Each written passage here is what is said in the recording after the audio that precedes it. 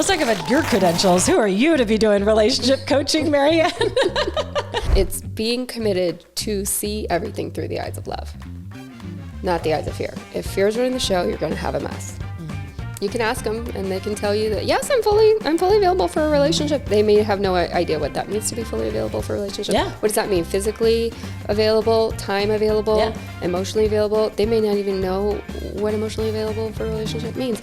So asking that question is kind of pointless. It is.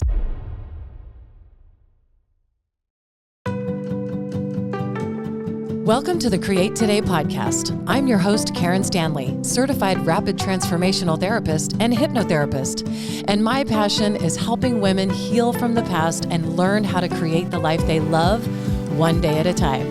And this show is all about how you can do just that.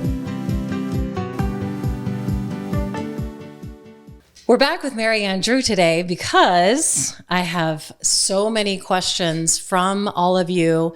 Thank you so much for submitting these questions for relationships. We're talking all about relationships, and I'm just so excited for you to ask the questions that they have specific questions. And it was hilarious because a couple of them are about you.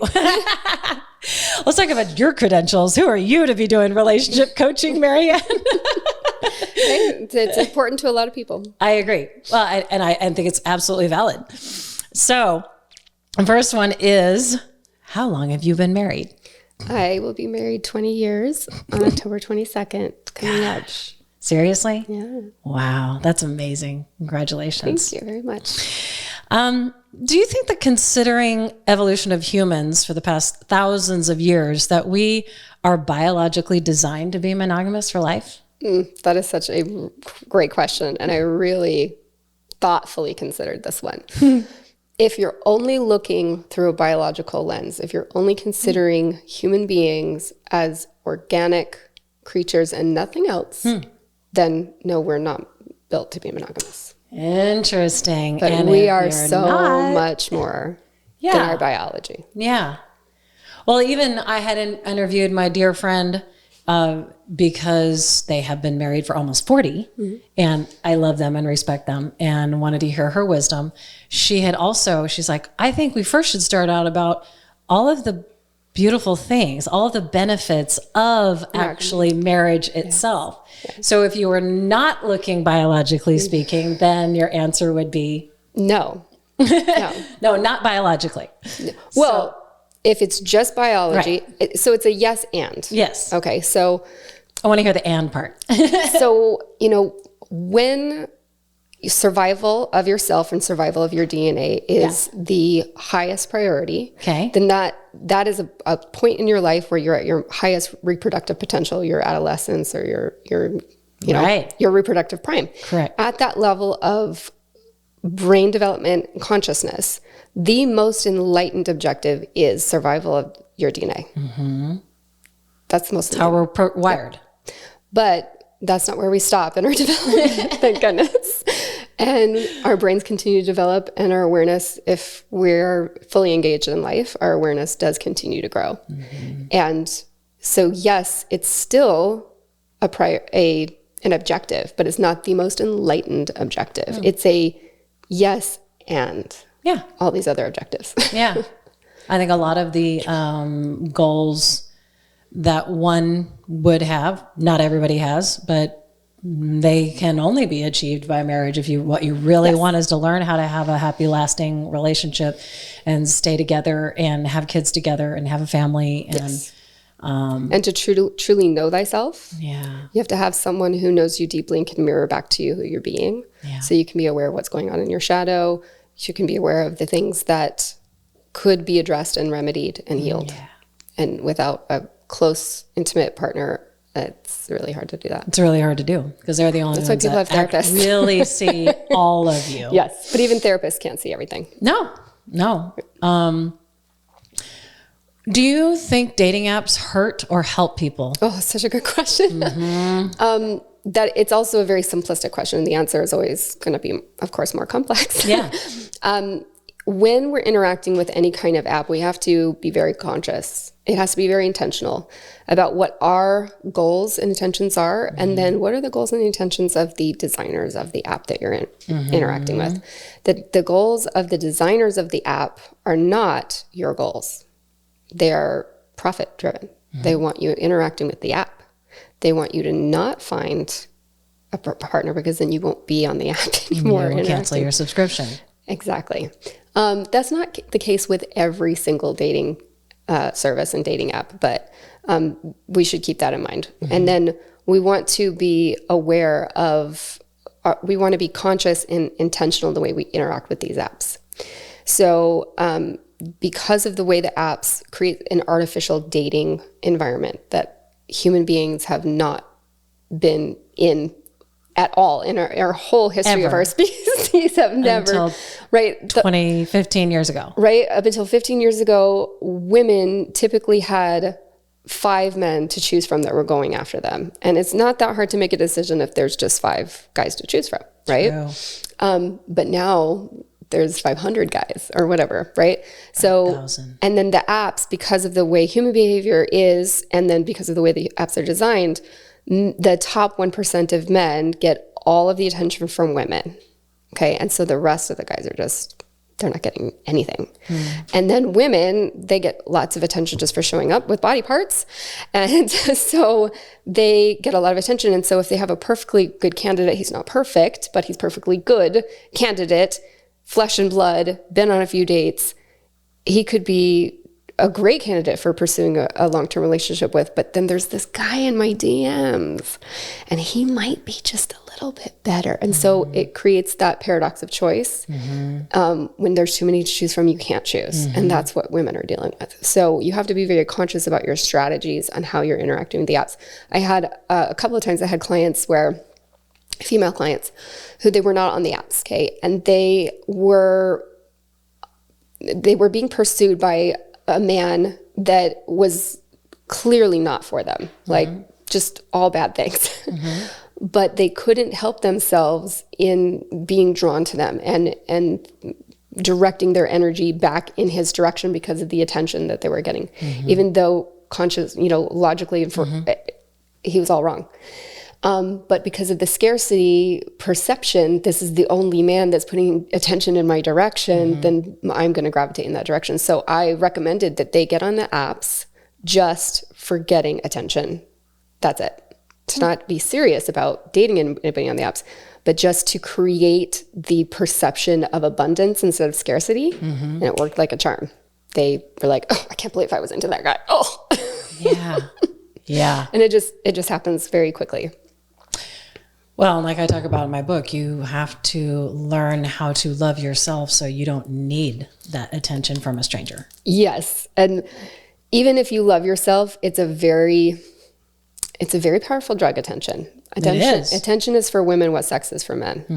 And it's even if you love yourself, even if you've been on that road for a long, long time, it can be very intoxicating and very enticing. Yeah, especially when the person pursuing you is just so good at it, and they have developed that skill. Yes.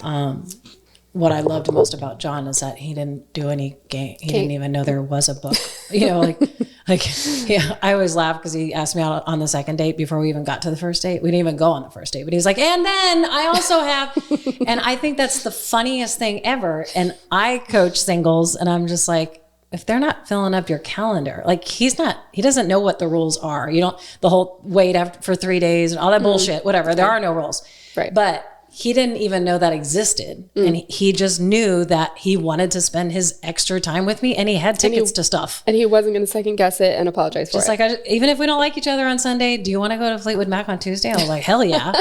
Who's saying no to that? And right. I love that. There was no alternative. Right. There was no means to an end. No pretense. There's no pretend. Yeah. That's how you know they want to spend their time with you. Yep. And if they don't like you. Right. Not enough. What are some topics and questions that should be included in pre-marriage counseling? For first marriage, 20 to 30-year-olds, many of my friends' kids are starting to get engaged, and sending them for pre-marriage work is a hot topic.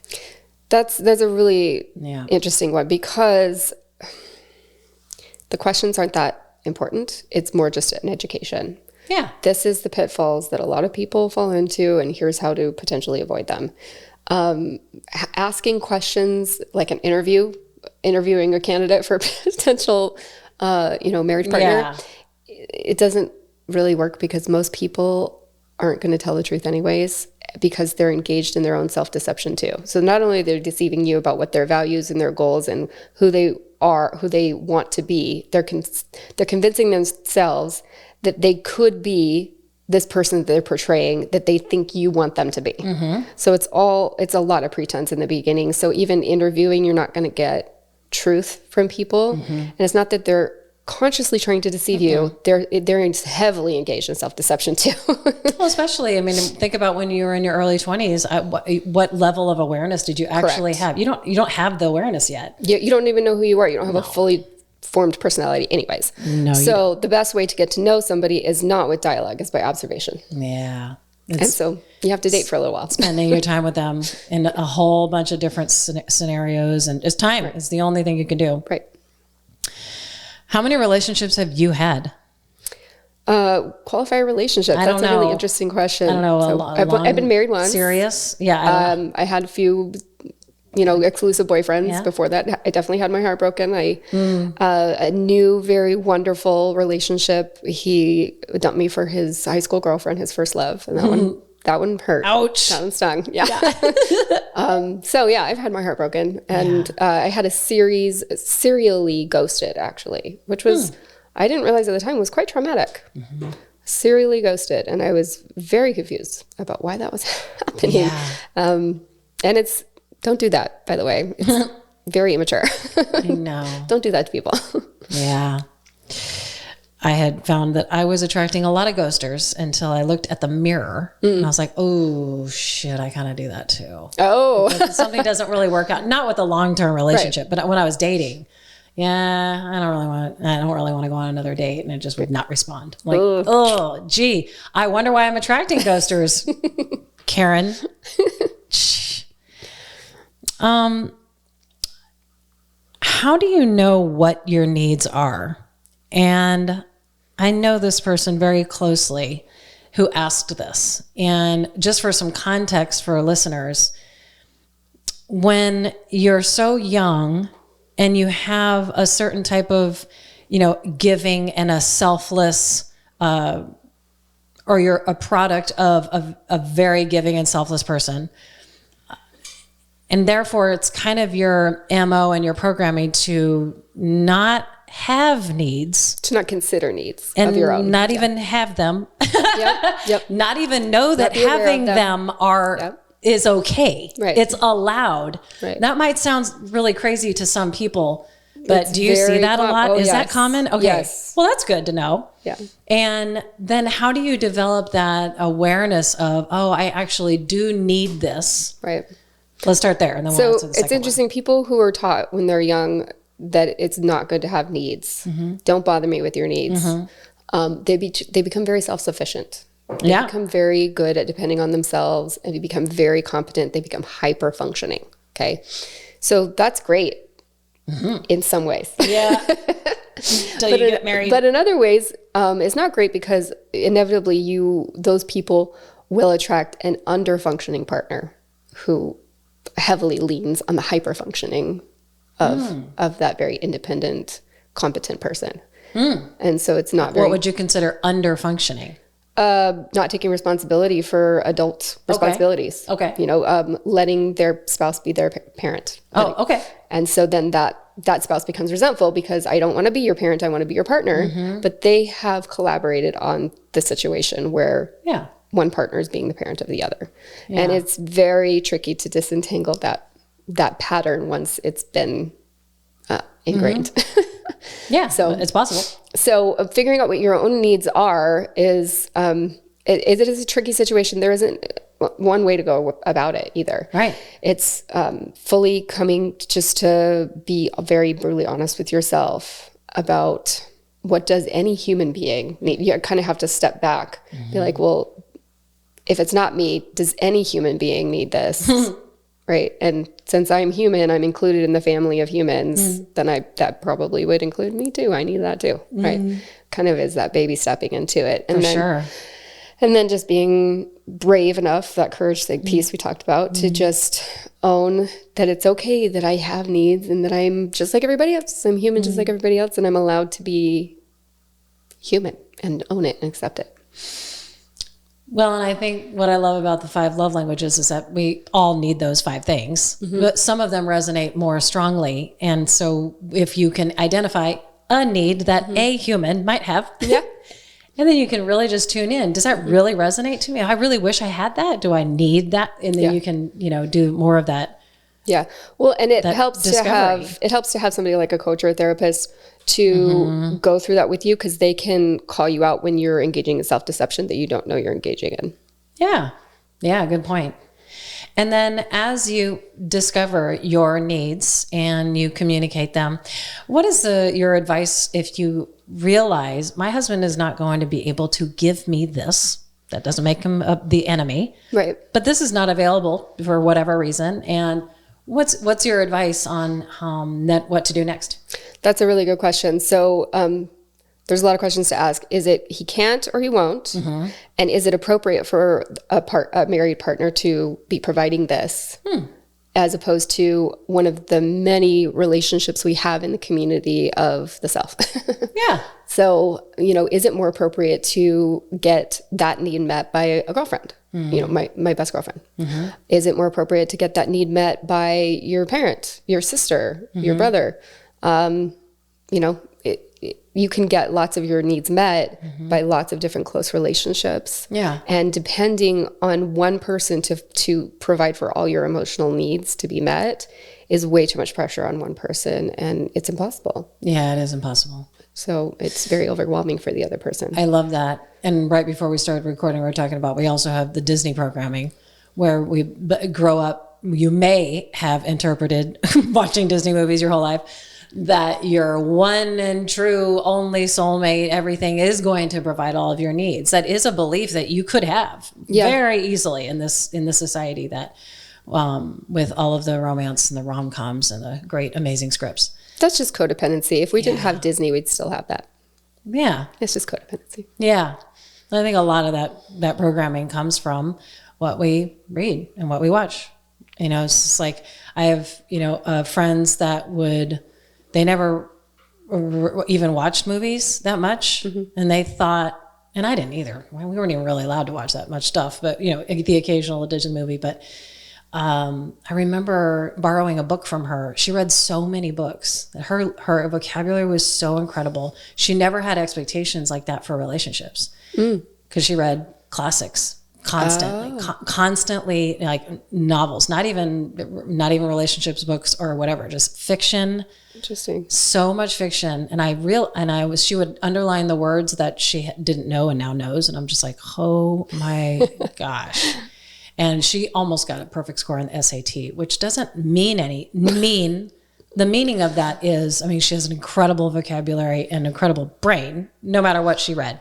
But I remember thinking that as a teenager. I was like, her ideas are different. There's a whole lot of differences between us, but interesting. Whatever you read, you're consuming includes every single thing you read. Everything, everything you're interacting with. And everything. That's why it's so important to guard our mind and make sure that what we are consuming is going to help us, not hurt us. And that's why parents, if they're involved, they're careful about what controls are on the devices and what enters the minds of your kids. Yeah.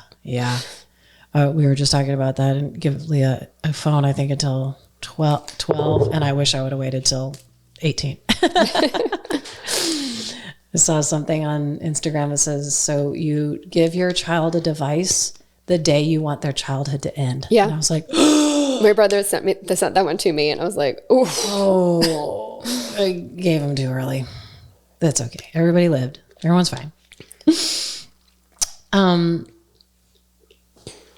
This was a lot of questions in one.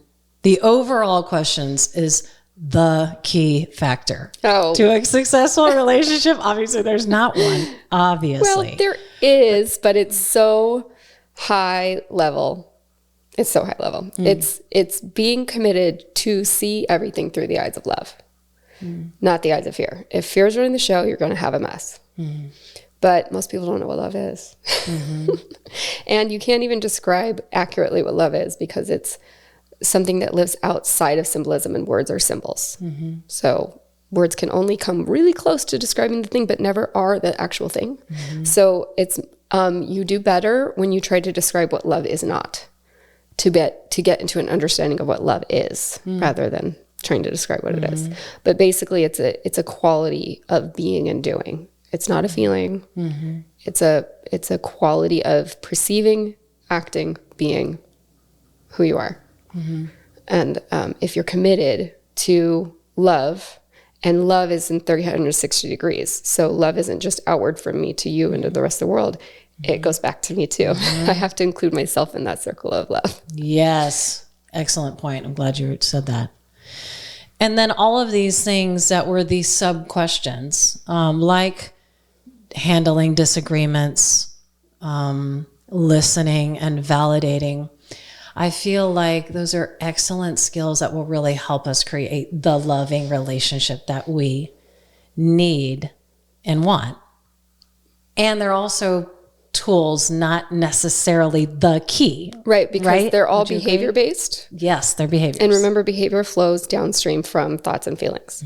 So behind all of those skills and techniques is emotional regulation. If you cannot resist the temptation to hurt back when you feel hurt, all that goes out the window. If you cannot resist that temptation, that is where you have to start. To be in dominion of your own emotional state. And allow emotions to move through you instead of get stuck in you, so that you blow up. Yeah, and we've all done it.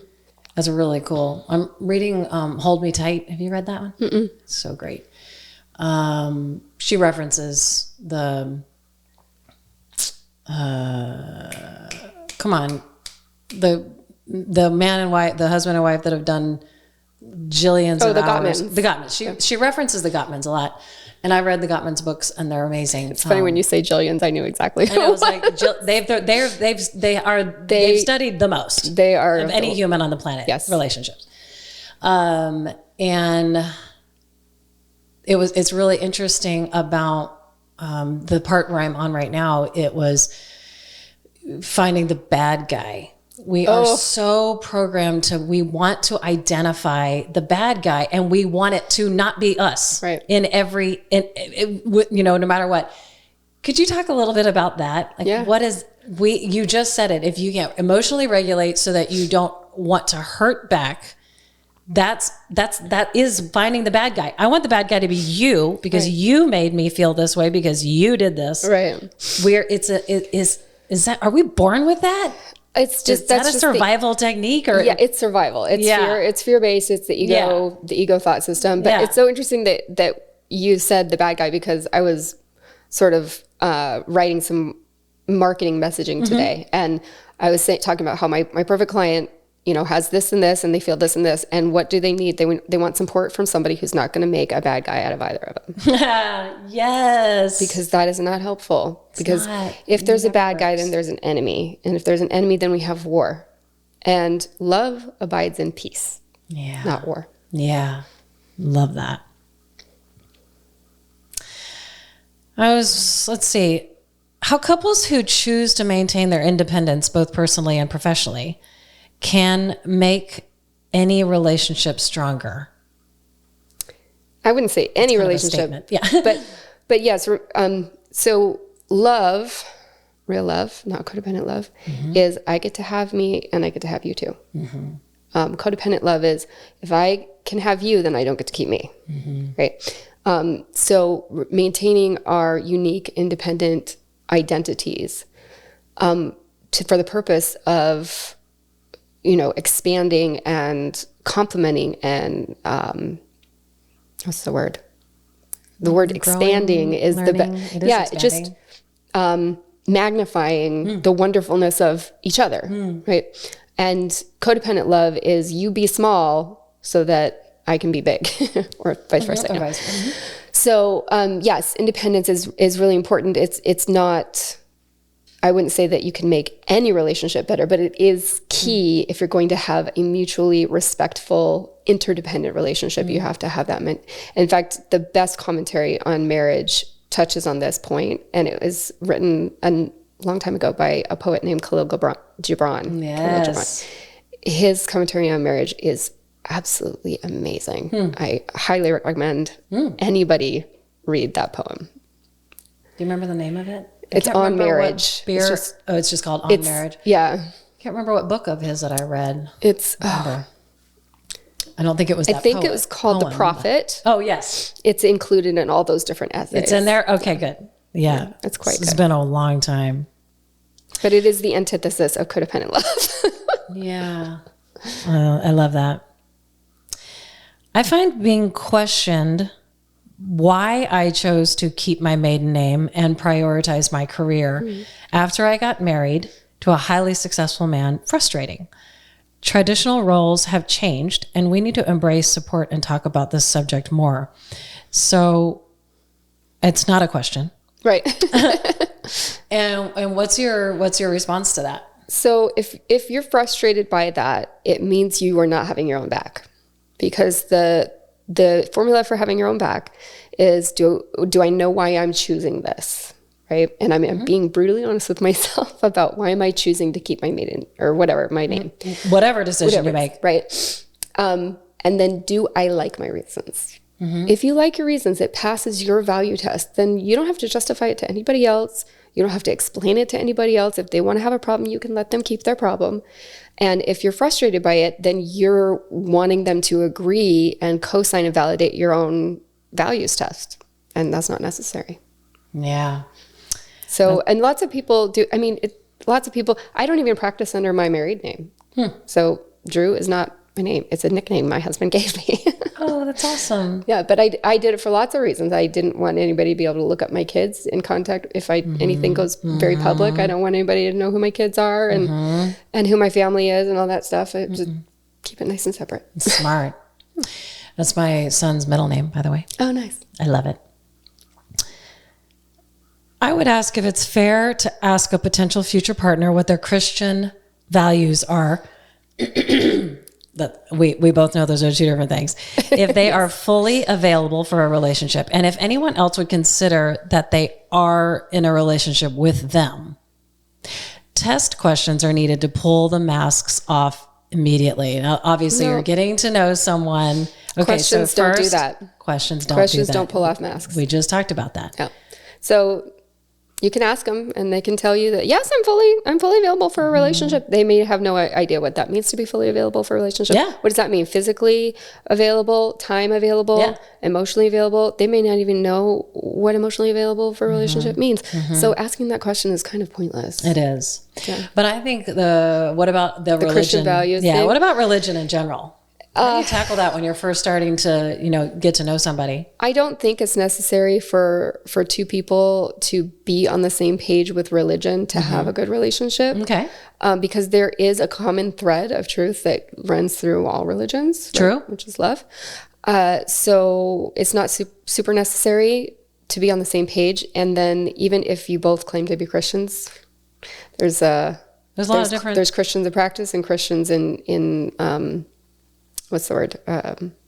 In theory. No, in like you're saying that you are. Yeah. Like there's gosh, I can't think of the word. Oh, it's okay. Anyways, Well, you're there's like saying you're a Christian, but in practice you may not be. Well, like you just said, everybody's interpretation of what a Christian is completely very different. So they might actually believe that, yes, I am a Christian. According 100%. to my definition Absolutely. of it. Yeah. So it's not being an imposter, but everybody's has its own interpretation. Right. And even if you're talking about values, and you're It's both totally talking about the same completely different values, things. saying that you value something doesn't mean you value it. Totally. It could very well mean that you wish you valued it and you think you should value it. Yes. But your action tells you people what you actually do value. Yeah. So observation, again, is the only way to know if somebody actually values something. It's true. Or like we were talking about earlier, that's in a future question, look at their bank account. I'm just kidding. But I learned, like, even if you don't know what your own values are, look at your bank account. Yeah, well, that'll tell you what you spend money on. What is you what spend you money value. on. Yes. Look at your YouTube search history. What do you watch? Look at your bookmarks. Look at your favorite movies and the main character in that movie. Like, if you don't know who you are, just look at your activity, and that'll I always say, pretend you're a private investigator and you're investigating this person without ever talking to them. You can find out a ton about people just by looking at those things. And I love that, because even in Christianity itself, the beliefs are all over the place, and there's totally a billion different denominations, and people believe that the religion I was raised in is not even Christianity, and I completely disagree. So do I. But that they're entitled to that opinion. Sure. I know the reasons. They give me all the reasons. I get it. And it's really interesting. So that's also whatever you were led to believe, and however you interpreted, however you were raised. Right. Just the word Christian doesn't mean the same thing. Right. And what you believe doesn't matter unless the results. Let me rephrase this. What you believe doesn't matter. What are the results of your belief? What are the fruits? Yeah. Right. You may know them by their fruits. If they bear good fruit, great. Why does it matter what they believe? Doesn't. Yeah, it really doesn't. One of my other favorite couples is Jewish and Catholic. And they've been married forever, and they're madly in love with each other, and I just love it so much. They've got the menorah and the Christmas tree. It's hysterical. They've awesome. Just literally just blended and never had a problem with it. It's absolutely beautiful to watch, isn't it? Because in me growing up, we were taught that we have to marry the same religion, and it was so important. And it just was really. And then I was like, wow. I met them when I was really young. I think 21. You're like, they're maybe still married. Yeah. Actually, it was so funny. She actually commented to this, "Hey, do you have any questions for a relationship coach?" And I think she was just like, "Yeah, how long have they been married?" And that might have been her. I don't know. I don't remember who asked everything, but it was just so funny. I think she's probably going on 40 something years. Probably. I'm thinking, I'm not sure exactly how many hours. But I need to interview her. It's so interesting when people ask, how long have you been married? So within my 20-year relationship, I've had 3 relationships with the same person, because, and most people who've been married a long time will understand this, but even people who have been divorced. So like, there's that meme, you'll have 3 great loves in your life. The first one's this, and the second one's this, and the third one's, right? I've had all 3 of those relationships, exactly those descriptions in one relationship, right? Because we change our values and who we are every few years, and so does our partner. So with that change in who we become, the relationship necessarily transforms into something else too. So it's neither here nor there if you've been married a long time or if you've had 3 marriages. Yeah, you can have 20 years of experience of the 1 year and not learn anything and not change much. Yep. I mean, some people, they're not really super interested in changing, and that's their prerogative. Yep. And I find it so fascinating because we just hit our 10-year mark last weekend. Awesome. Yeah, it is amazing. You look back on all of those things that we've been through and how much growth and how different we are from that first date. Yes. December 7th of 2014. And it's so cool.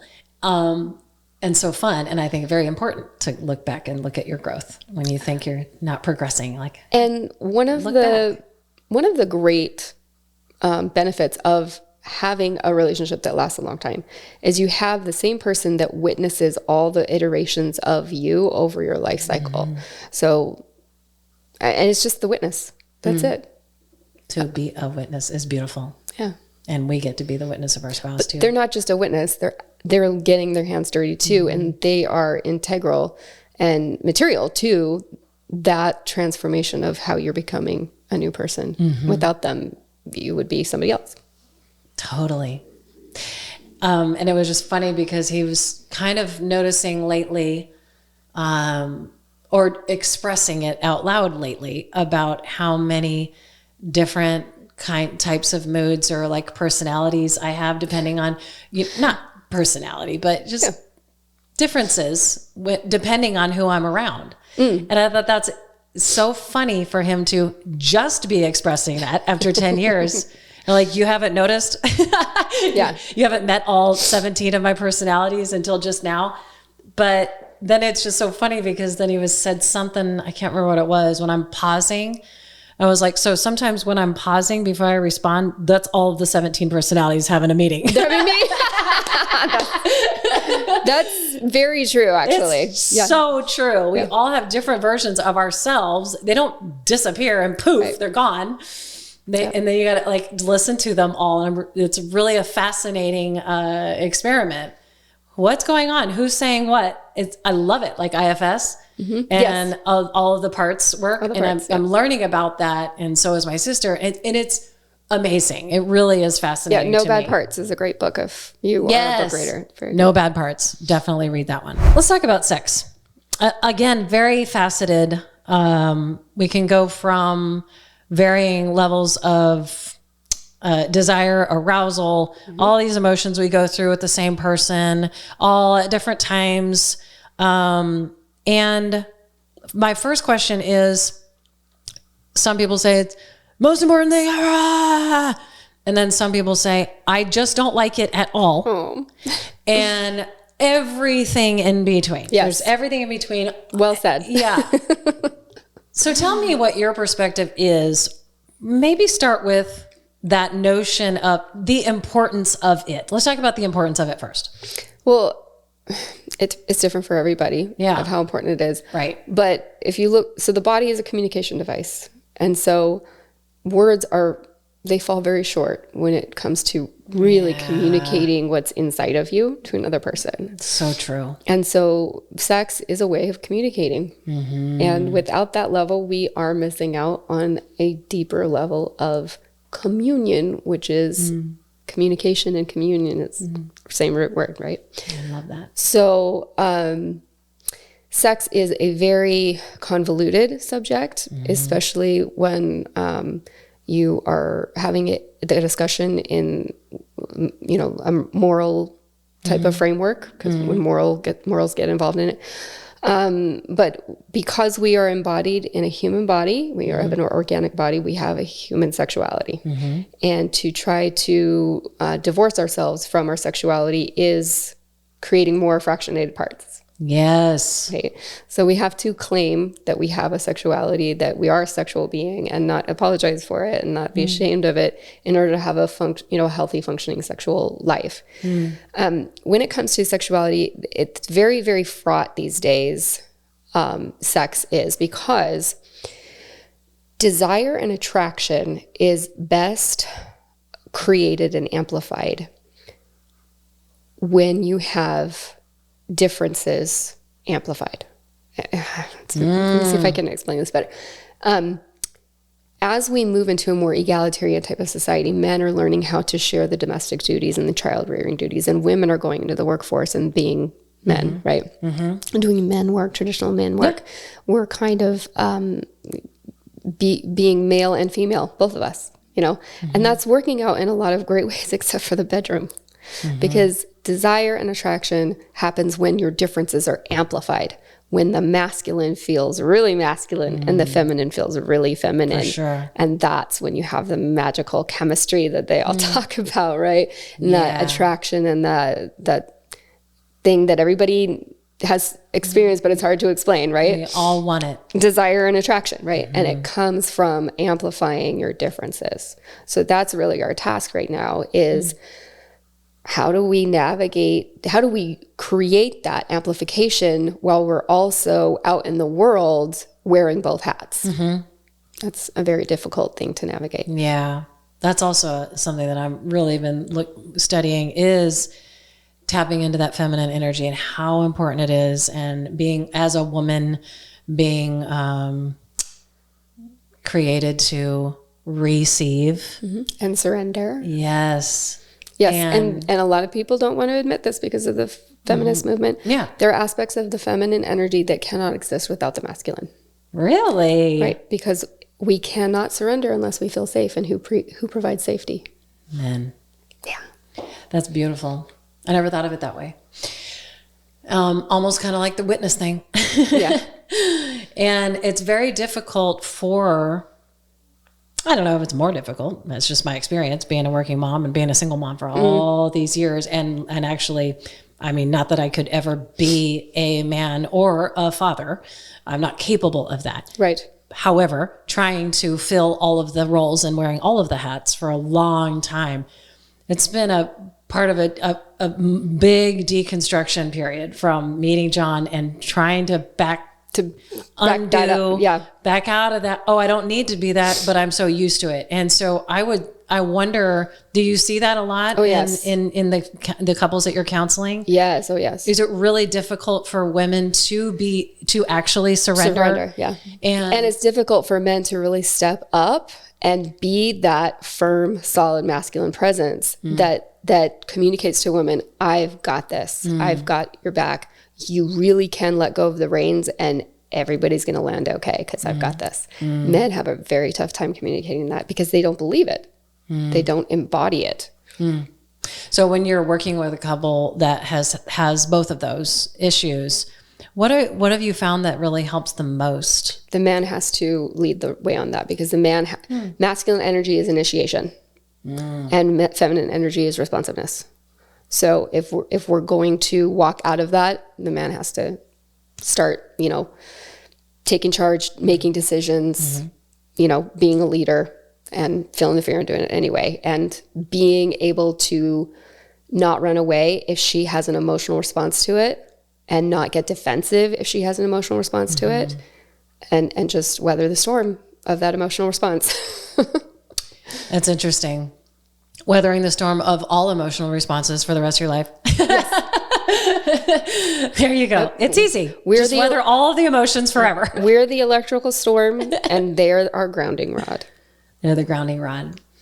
And so if a woman has a hard time when the man is being more assertive and giving direction and all of the things you just listed, where do you think that comes from? They just still don't feel safe yet? Yeah. It's either they don't feel safe. Yeah. It comes from two things. Yeah. Either he hasn't shown a pattern of safety yet, and so I can't trust it. Because, or she's committed to seeing the past no matter how long the pattern has been going on. Right.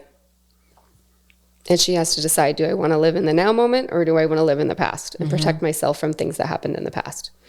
And I would add a third. They actually don't know what being safe feels like, and it feels uncertain to them. They don't even know. They won't even know it if it hit them in the face. Yes. And so it actually feels unsafe to be safe. Yeah, to be held and protected and supported. Yeah. Because it's so unfamiliar. Yeah. So very good job. So cool with that one. Yeah. This is always so fun. This is my favorite topic, of course. I really appreciate you for coming out here. Thank you for having me again the second time, answering all the cues. Yeah, and giving us all the A's. Thank you for all the cues. That was really a good exercise.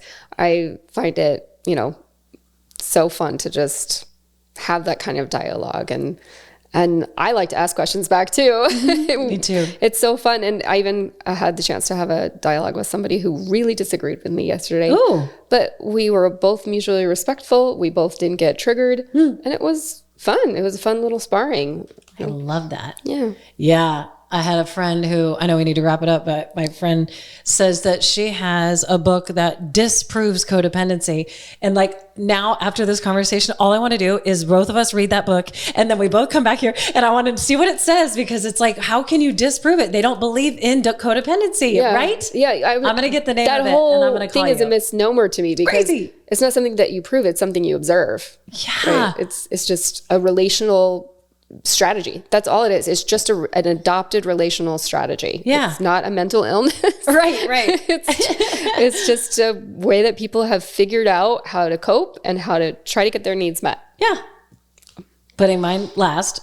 And so that I can make you happy, then I'll be happy. That belief that, doesn't work out long term. So thank you so much. Can you tell us how people can find you and work with you? Yeah, you can go to my website, meriannedrew.com. My name's spelled a little different. So it's meriannedrew.com. And you can schedule a complimentary discovery call That's about an hour-long appointment where we just talk about what's going on for you and, what you would rather see happening in the future. And if I can help you get that, I'll show you what that looks like. And if not, I'll point you in the direction of somebody who can. Awesome. Thank you. And thanks so much. And thank you, everyone who's listening and watching today. I hope you have a great day. Same. Thank you for being here and listening to my show. If you got any value at all, it would mean the world if you shared it and left a review. Remember, the only way to create the life you love is to take it one day at a time. Create today. God bless you.